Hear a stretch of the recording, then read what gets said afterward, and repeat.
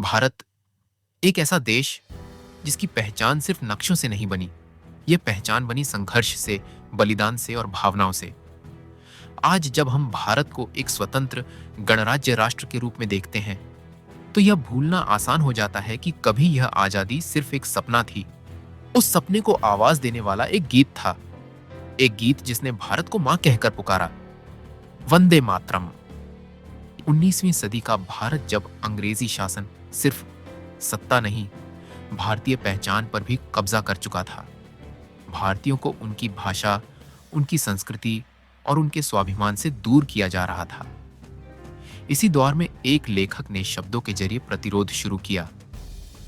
उनका नाम था बंकिम चंद्र चट्टोपाध्याय। 1870 के दशक में बंकिम चंद्र चट्टोपाध्याय ने एक कविता लिखी। यह कविता 1882 में उनके उपन्यास आनंद मठ में प्रकाशित हुई। उस समय यह सिर्फ एक साहित्यिक रचना थी, लेकिन इसके शब्दों में वह आग थी जो एक राष्ट्र को जगा सकती थी। वंदे मातरम धीरे धीरे किताबों से निकलकर लोगों की जुबान पर आने लगा। वंदे मातरम, इसका सीधा अर्थ है, मैं मां को नमन करता हूं।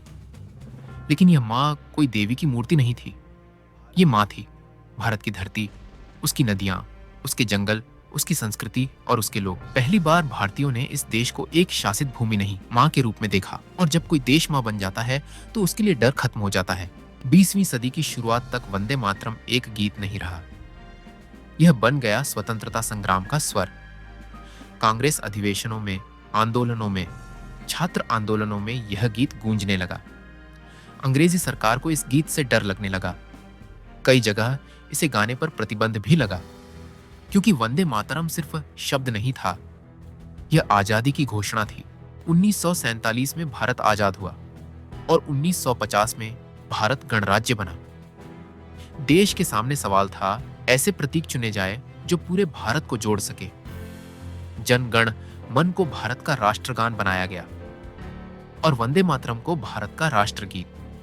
यह निर्णय भावना और संविधान दोनों के संतुलन का प्रतीक था।